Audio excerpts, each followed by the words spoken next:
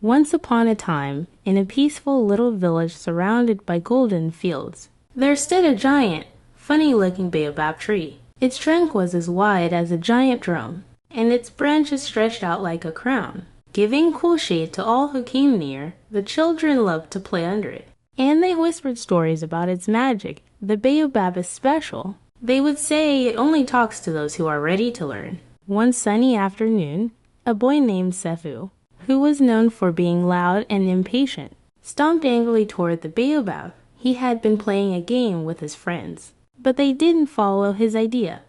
Why don't they ever listen to me? Safu muttered, kicking at the tree's roots. His small hands were clenched, and his face was red with frustration. Suddenly, the baobab's deep, rumbling voice echoed like thunder.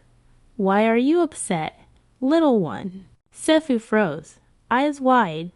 Did you just talk to me? Yes, said the tree, its branches swaying gently. I speak to those who need guidance. Now, tell me, why are you so upset? Safu sighed loudly. My friends never listened to me. I had the best idea for our game, but they ignored me. The tree chuckled softly. Ah, but do you listen to their ideas? Safu frowned and scratched his head. I don't know. The tree's wise voice grew firm, but kind. If you want to be heard, you must first learn to listen. Sit under my shade, and I will teach you. Curious but unsure, Safu plopped down on the soft grass beneath the tree's wide branches. What do I do? First, the tree said, I'll teach you about patience. Watch the shadows of my branches move across the ground. Safu groaned. That's boring. I want answers now. The baobab let out a warm laugh. Wisdom isn't fast, and you will understand. Reluctantly, Safu sat and stared at the shadows.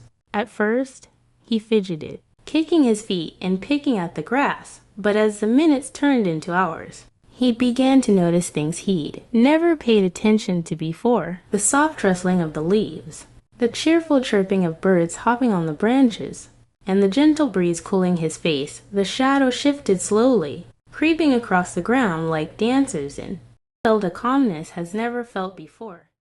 When the sun began to dip low in the sky, the baobab's voice returned. Now, tell me, what did you learn? Safu smiled shyly. I think I learned patience. It's about waiting, watching, and noticing the world around me instead of rushing. The tree's branches swayed as if in approval. Good. Now,